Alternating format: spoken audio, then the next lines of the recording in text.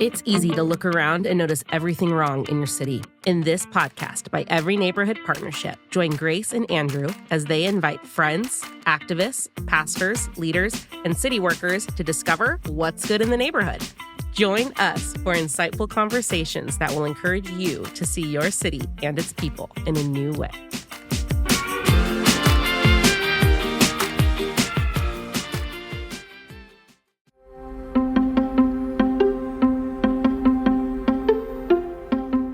Welcome to the episode of What's Good in the Neighborhood. This is our mid-year reflections episode, a time to pause in the middle of our, August to June window and celebrate some exciting things that happened and look forward to what is ahead.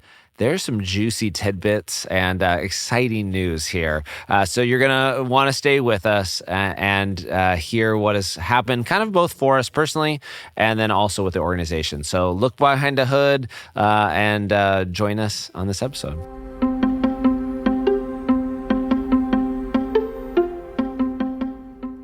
Welcome to What's Good in the Neighborhood. I'm Andrew. I'm Grace.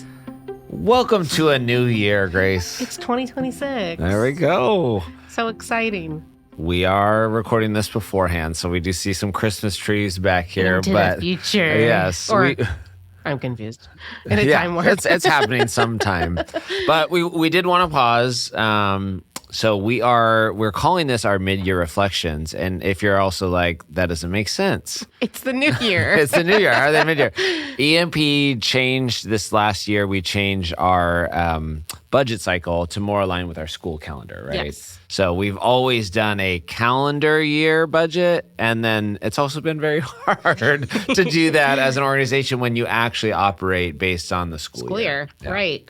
Yeah. So we've made a bunch of internal shifts because of that. So it is our internal mid-year, yes. But it is the new year for everyone else. Just speaking of that, one of the things we did this year is a annual report. And our annual report is the 24-25 year. Yes, because of our switcheroo. We thought we would just take a moment just between Andrew and I, and honestly kind of pull back the curtain for you guys as listeners to, if you've ever wondered, how do nonprofits work? What's actually happening over there? We're going to take a minute to just kind of reflect. What did we do this past year? What worked? What was hard? And so we'll talk org-wide as well as personal. What did we learn as leaders this year here at the org? And then, what we want to see moving forward, what we're excited about. So a little peek. So should we go personal or should we go org first? Let's go org first. Okay. So congratulations on the annual report. I think internally this year was a year. So EMP last September, we moved into this building. And that has been an amazing blessing. It's also opened up new challenges. We rent the building on Sunday to a church. We have partners using the facility. And one of the exciting things we did this year is we added a garden to the building. Yes, I love it so much. I have big dreams for the garden, but as it stands right now, it is so cute. Yes, we took out some grass and some lawns. We got some help from a local Provost and Pritchard engineering firm here in town. Shout out. Yeah, sent some volunteers. And we have a garden program at 4 elementary schools. So Yang Shua, who runs our garden program, was like, it'd be really great to have a place on site so I could train my mentors before they go to their site. Yes. So cool. I love that he has that space. I love that we get a little piece of our programming here at our office that even allows people that have never heard of us before or don't even have any concept of what we do when they come on campus. They are able to see a little bit. And then we have a really sweet little seating area. Yeah, now. We didn't have a place to sit outside. Yeah. So it works for all those things. Yeah, so that's fun. That's a huge win for sure. And that just getting the building locked in. We also added a C train on campus. For those of you that don't know, EMP has always just had carnival games. We've had tools and supplies. We really have wanted to remove barriers for anybody that wants to do a community connecting event or a community cleanup. Mm-hmm. And so we were World Impact and then On Ramps Church have been letting us use their building for a long time. But now we have a C train on site to be able to, loan out those materials really easy. Yeah, and then we partnered with MCC and they put an awesome mural on there as well. So it's not just a C train on our property. So yeah, it's sweet that we don't have to drive around to get our stuff. What else, Andrew? So a big change. We've had some staff transition. So that's all, nonprofit changes over a decent amount, but we had some really significant ones. Janessa, who had been with EMP for 7 years, built our literacy program, built our after school program. She moved and her husband moved to back east so he could go to med school. And then in that, we had some other transitions. So we have brought on Marcus, Drea, and Justin. So we have a couple new staff members. Yeah, it has definitely been, that has felt like big transitions. And honestly, even bringing on those people was because we had to sit down as directors and figure out like, okay, how do we want to operate and how do we get more mission aligned with what we're doing? So we made some internal shifts with what we hold. And I think Your title changed. Yeah, some title changes. So because we want to be more mission aligned, and just realizing that some of our work can be really siloed. And maybe if you've ever interacted with EMP, it's like, what do they do? Because it feels really wide breadth what we do. So in order for that to not even feel siloed internally, we hired the program director. So now Justin oversees all of our schoolwork as well as our neighborhood development work. And honestly, he's here to be an encouragement, an advocate, and a support for our program staff.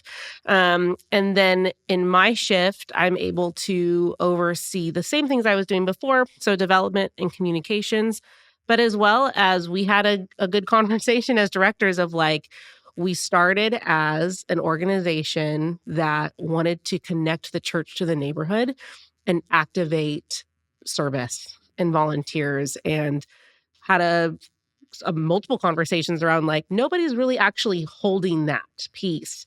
But if we say that's a huge part of who we are, somebody should. And so that has come now under my directorship, and we've made a few other shifts with some other staff so that we can really spend more time with our churches. How can we support you? How can we remove barriers so that you can start serving in the neighborhood? And so that's a huge. So Johnny, who's on our Saturday sports team, has some hours to help with that partnership development. Yeah, lots of internal transition. Yeah, I think the organization has evolved, and as you evolve and as you change, there's always moments to pause and reflect. And I think that has really been, we finished up a strategic plan. We're launching another one here this winter. And those moments help you go, okay, are we the organization that we need to be for the future? And so I think none of that, we have not changed our structure very quickly because I think that just disrupts people and places. And but with thought, with prayer, with a lot of conversation and planning, we felt like, this is a necessary change. Internally too, there's a little like in the weeds, but I think, for folks to know that we want to be the next best organization, right? And that means also our systems have to change. So we've changed our accounting processes, we've changed our donor database, all these things that we feel like, okay, this will give us a better foundation to be who the city, our residents, our kids need in the future. Yeah, we see the potential for growth, especially being in this building, and just recognize that we maybe had grown out of some older programs. So it was time to grow up in some ways. But it also just speaks to our point of view, our capabilities is that we're operationally excellent. Yeah. And so we have to keep moving in that direction. Yeah. Our systems actually have to be awesome. Yes. A big highlight for us, on the podcast side, the reason we do this, even just for you to know is I love having these conversations. I love doing it with Grace. We want to be inspired. We want to hopefully tell stories that impact you, let you into conversations that we get to have sometimes behind the closed doors. And then some of this is always new for us as well. But we are continuing to roll out training and resources. So we did both a church workshop on Jesus' Heart for Poverty. We did a workshop that was our kind of community organizing, community development 101. We also rolled out a new drive tour. And then our podcast, we're still doing this thing. Yeah. People are still listening. That's amazing. It is kind of amazing. Yeah, it is. We don't like to look at analytics because we're like, it's fine. That doesn't matter. But then I think it's the best when it's like either, sometimes I'll hear it just on my own, or if we're together and someone goes like, I'm listening. I'm like, I'm sorry, what? That always blows my mind. It's always really, and always like the most surprising people. They're like, I listen to every episode. I'm like, oh my gosh. So we see you, we hear you, we love you. And we do peak now and again. And there's like 300 to 400 people that are tuning in and wanting to engage with the city. And honestly, like if this is your first little toe dip in, welcome. Like that's why we started doing this in the first place. So it matters to us. So thanks for listening. We got to talk with some amazing people too this year. Some personal highlights for me was having Mike Oz on. That was so fun. That episode, I think I maybe commented during it. I didn't realize I'm such a fanboy of Mike Oz. Like halfway through, I'm like, I followed you for like 20 years of my life. Yes. He's awesome. So good. And now every time I see a taco truck, I'm like, I bet Mike knows that guy. That was a huge one. For me personally, like my little fangirl moment was Drew Hyun, who runs Emotionally Healthy Discipleship, national organization located in New York City. That whole series, we talked to some really high caliber leaders. That was our first time having guests that aren't in town.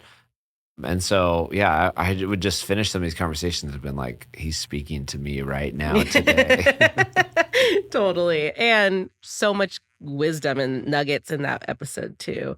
And then just a fun, sassy one. We got a little hot take moment with Jordan Maddox. That guy. Of Fresno-landia fame. Fresno-landia. I've started listening to his California history podcast. Oh, yeah. So good. Yes. I'm like, this guy's a podcast legend. I know. I love it. Jordan, come back. Yes. We'll do more together. So definitely some wins there. Talk to us a little bit about how we've started training high school students to become literacy mentors. One of the coolest programs, EMP has been getting literacy mentors that go in the classroom, read with kids. It's simple as an hour a week. And then we have some college students that do that, 5 to 8 hours a week.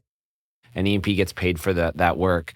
But we have always thought, how do we export this? The kit we've created, we will have literacy coaches in the district and other places walk in and say, where do you get that material? Mm-hmm. And then, our mentors say, EMP created it, and we know it's good. We know it works. It's science-based. This is the science of reading, but how do we export it? FCOS, our Fresno County Office of Ed, came to us and said, hey, we have these high school students. They are doing an ROP, a job development, workforce development class where these are people that are thinking about going into education. Yeah, want to be teachers. They want to be teachers. And so for their class, they actually get to go to their local elementary school and volunteer in the classroom. Do you have anything? Can you get us anything to help us? And we said, well, have we got a plan for you?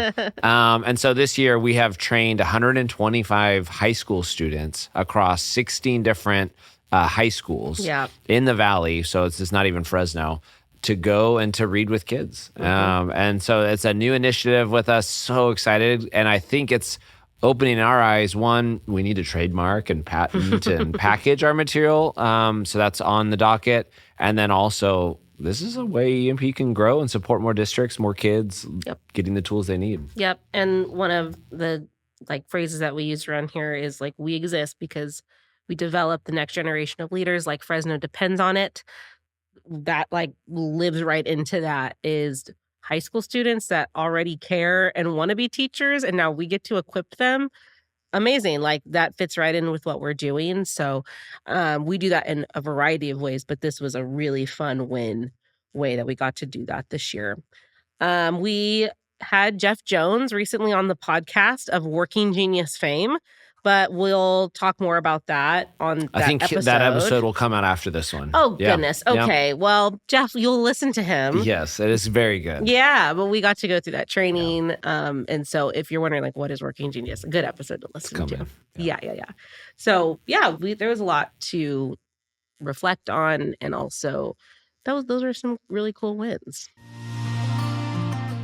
At Every Neighborhood Partnership, we believe that strong, vibrant communities start with engaged, empowered residents. But to make that happen, we need your help. EMP is on a mission to connect neighbors, create opportunities for local leadership, and transform neighborhoods through education, collaboration, and advocacy. And every dollar you donate goes directly to supporting programs that make a real difference, whether it's providing land use education, elementary literacy mentoring, or healthy spaces to help kids and families grow. When you donate to Every Neighborhood Partnership, you're not just giving money. You're investing in a future where every neighborhood in Fresno has the tools and resources it needs to thrive. Your contribution, big or small, helps ensure that our communities have a seat at the table in the decisions that affect them most. So, if you believe in students excelling, community members that are healthy and whole, and our neighborhoods thriving, we invite you to make a donation today. It's simple. Just visit everyneighborhood.org or tap the link in the show notes to give. Your support helps develop the next generation of leaders like Fresno depends on it. Donate now to Every Neighborhood Partnership.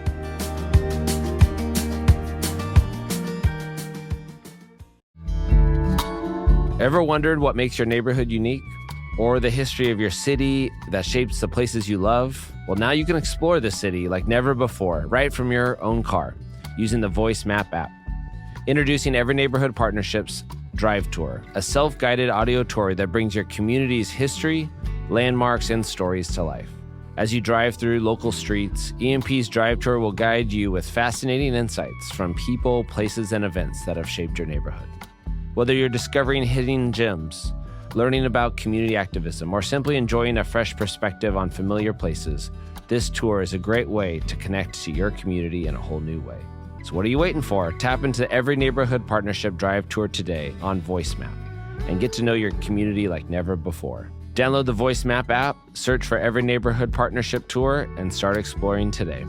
Fresno's story is waiting to be discovered. What about what's happening next? Yeah. You have, maybe a little big news to unveil here. I know I won't be on the podcast for a while. Well, not for like a while, but with my role increase, and then literally like right after that, I found out I was pregnant. So having a baby. Number three. Yeah, a boy. So we have 2 Yes. girls, my husband and I, and this will be our first boy. So and then we're done. Welcome to the boy club. Yeah, we're very excited, very grateful. But so as I look forward, and not, of course, here in leadership, but also on what's coming up in the next year. Obviously, that's a big one. Yeah. And is your house you're good to go? Or are you guys going to add another bathroom and bedroom? No. You got space? I mean, we do. Yes, but it's going to be tight. Okay. Yeah, but we'll make it work. We've lived in small spaces our whole life, so it'll be fine. But I think just even on a leadership level, this first quarter for me is just going to be prep as hard as possible, as much as I can, so that as I leave, I leave well. Because one of the things we also switched this year, as we were kind of reflecting on just the seasonality of our staff and what is the best time to do things, we did switch our banquet, our big Fall in Love with Fresno banquet from the fall.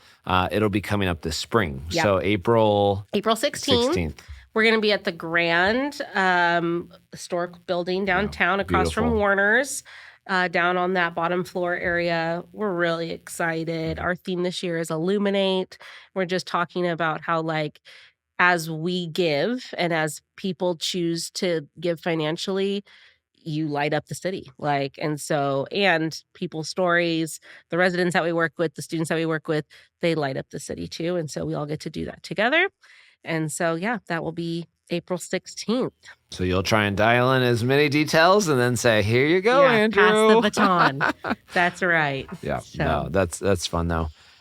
This next, as I mentioned a little bit, one of the behind the scenes things I'm always working on is our strategic plan. We really feel like we did a lot of listening this spring and summer. We had a board retreat. and really trying to continue to make sure we're not just working on the most urgent things, the things that just pop up, but the things that really set us up for the future. And so in that strategic plan, we're going to be, I think, both doing some underground things, but then like the literacy, we really are thinking what is our role what is our unique calling and our unique role within the city? And I think the theme I see in our strategic plan is we have to be about equipping. We have to become really good, and we have to also package and be ready to train across Fresno, across the valley, and maybe even across the state or nation. So we want to keep that as an option and focus as we look to use what God's given us, use our skills, all the knowledge and history we have to just become really good equippers. So activate, equip, mobilize, transform. We want to live into that. So that's a little, sneak where my kind of brain and head is. And with that is just a focus on training. So even locally, we're going to do another set of church workshops. We're going to do another set of community development workshops. And just trying to make sure that we're offering space for conversation, for leaders to get the skills and abilities they need to make transformation possible. Yep. What have you learned this year as a leader? Woo, man. So the best thing I did this last year, and maybe I mentioned it in that leadership podcast, but I've had an executive coach. Oh, yeah. So the whole last year, the board gifted me with an executive coach, and I got a referral from a friend of mine. I've been meeting with this gal. She's up in Canada, Leslie Ann. She's amazing. I think as a lead, I do know I love talking a little bit, but I don't think of myself, I do a lot of processing in my head. So I don't think of myself as a verbal processor. And so I enter this a moments with people and I'm like, I don't know. I have no answers. I have no ideas. I'm stuck on this problem. I feel a little desperate on this problem. After an hour with Leslie, I'm like, I know what I want to do. I know what I care about, and let's go. So to have a thought partner, somebody that helps me get to what I really care about, has been a real good gift. Yeah. And so it's not, it's not therapy, it's not spiritual direction, but it's a mix of all of that. And she comes from a faith background, so we can share that together. She was an executive in Costco. So she gets leadership, she gets the faith side, but man, that has been a really good gift. And then I actually went through a coaching class. So it was an 8-week how to coach by a different organization, and really gave me some good skills to just be a better listener, ask good questions. And so those are that coaching kind of realm. I end up doing it a lot just as a leader, whether it's in a different organization or whether it's my staff or somebody. So I think to be coached and coach was something I've been trying to practice and get better at. Yeah, so good. Let's talk a little bit about the challenges of this past year as leaders, a little, what's been happening at the nonprofit.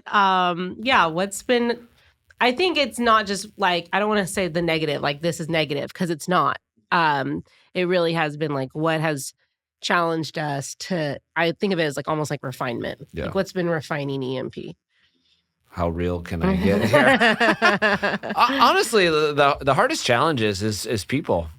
Just to be real frank, I think dealing and working with people, alongside people, HR issues, staff management, try to help people feel cared for, seen, aligned, and challenged. Right? I want to create a place at EMP where every person leaves this organization, whether after a short time or a long time, better off when they came. Yeah. Right. And sometimes that works out really great and smooth, and you don't have a lot of bumps. People also don't want to be challenged, right? And then sometimes I create a mess. Sometimes it's just their own mess. When people get together, the mess is created, right? Yeah. And so we've had some, I've had tons of conflict conversations, tons of internal, and we've had some transitions that have been really hard. So I think as a leader, the people side, because I care to create a context for flourishing, that sounds great. That sounds wonderful. And we all say, yes, we want that place of flourishing. When people get together, it gets complicated. And Yeah. so I think that's probably the things that keep me up at night. The things that I wish, sometimes I want to do over, and sometimes I wish somebody would just say, "Yeah, you're right, Andrew. I'm going to do it your way." If If only. only. Well, and frankly, like just the waters we've been swimming in this year are transition. We have been in deep transition. And so I'll like do this with my own kids of like, yeah, your behavior is showing me that you're really mad or sad. You probably need some water, Yeah. where it's like similarly at ENP, I think the behavior, sometimes it's hard and then you deal with people and they're, hard personalities or whatever. But frankly, like it's been as a big of a blessing as this building has been, it's also been a transition for us. And transitions always take longer than we want them to. And so I think that, both of us are very built like running gun, like who cares about the transition? Like, let's just keep going. And so I think it's been a good reminder for me that like everyone's processing pace is different. And just because I'm a fast processor doesn't mean that everyone's at Z with me. Maybe they're still over at E or F, So I think, just to also name as much as, yes, people are hard, this organization has also been in deep transition. So. Yeah, that's a good word. Well, and I think, and I'm always 2 to 3 years out in my head, right? Like, and I think that's it's the leader's burden or challenge to stay present to the actual, what most people are experiencing, and then where my head is. Because I'm always thinking about the next funding, the next source, the next challenge, the next, where's the district going? Where the church going? Where's the nonprofits going? And then can miss the like, okay, well, no one else cares about that. No one else really day-to-day sees or feels that. They're thinking about this thing. Here, Yeah. So. Yeah.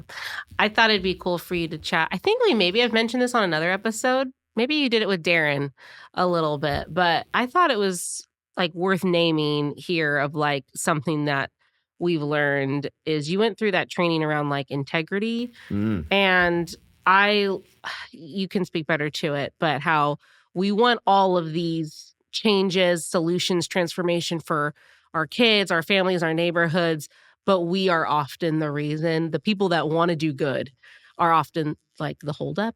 Can you talk a little bit about that? Yeah, that was, it's still actually sticking with me because Darren and I are doing these integrity practices so we did this workshop and, I went to this thing thinking it was about how to make kids, outperform better at school. And the whole thing was student outcomes will not change until adult behaviors change. His whole thing was adults are not owning their stuff. And because adults won't hold themselves accountable, then kids aren't succeeding. It was a very convicting idea. And you can change that, the student, you could change it to your kids, your organization, your life is not going to change until you hold yourself accountable to actually your behavior. And his main thing was we're actually not integrous. We don't do what we say we're going to do. We overcommit, we undercommit, whatever it is, we like to give ourselves excuses. And we say, oh, I was late. I had this thing.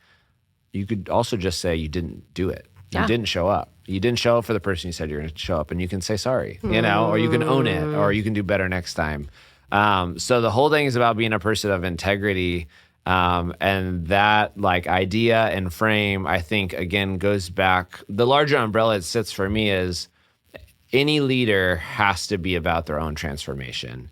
If you can't spend time and you're not spending time being honest with yourself, reflecting on your gaps, you are not then going to be transformed, which then means your place will not transform. Yep. And that's, again, as a parent, as a spouse, as a whatever career you have, that's a haunting truth. Yes. Well, and like when we think of, we don't think of integrity as the first thing when we think about mission drift. Yes. But I think as you were sharing, that's what impacted me was like, we want all these good things, but am I willing to do the harder work inside first on my own? So, because what we want to do is we want to blame somebody, right? And that's at the old end of the day. Even as we get to things, we say, "Oh, well, the district, the principal, the pastor, whatever, they don't do this, and until they do that, I can't do this." Well, that's actually not true. Like, what can you own? What could you have done better? What could you have made more clear? What system could you have created? We just want to place blame and say it's their problem Yeah. instead of like, oh, maybe there's actually something for me to own here. And until we do that, we're actually not integrous. We're just living in a dream world. And I think that's often where I want to live because it gets me to be I get to be in the right. Yeah. I get to be the right person instead of the person that's part of change. Yeah. Oof. Though we went through those pretty fast, but there's so much more we could say. It's been a year. We've learned a lot. And we're just midway through our mid-year reflection. I think just as we start this new year, what are some things that like you're excited about, even just personally in your own leadership, but also like looking at EMP? Like, what are some things that like I'm really excited about that? Yeah, I mean, I think as I get launching, the weird thing again for me is my head is actually into next year already. I'm already thinking of 26, 27. I really want to continue to see us be an equipping agent in this valley. So I can see us growing into training other districts on our literacy program. I want to figure out methods or means to take our training online or offer it in different methods that would allow us to equip others. And I think personally, the leadership to continue to know what is just mine to do is the biggest thing. I think that's where I'm going to be spending my time and even my executive coaching is what is the unique contribution only Andrew can make here. I go to a lot of meetings and I go to a lot of things, but what's the thing that only I can do? So that's a guiding question that is kind of, occupying my mind and my mind space. When EMP's mission is so wide and big, everything can fit. Yeah. And so, on the other side, Grace and I are doing a lot of fundraising and kind of conversations about that. So, good things are in store. I think that's the best thing I love for EMP is like, we are making a tremendous impact. It's how do we do what we do better, and how do we do it at a scale that's maybe different for us. So good. Okay, a few things that I want to say here at the end is that we'll link our annual report. Yes. So we'll put that in the comments of this episode. So if you haven't received it to your door, you can view it online. I can also add the link to if you want it sent to your door. We'd love your address and we'd love to send you one.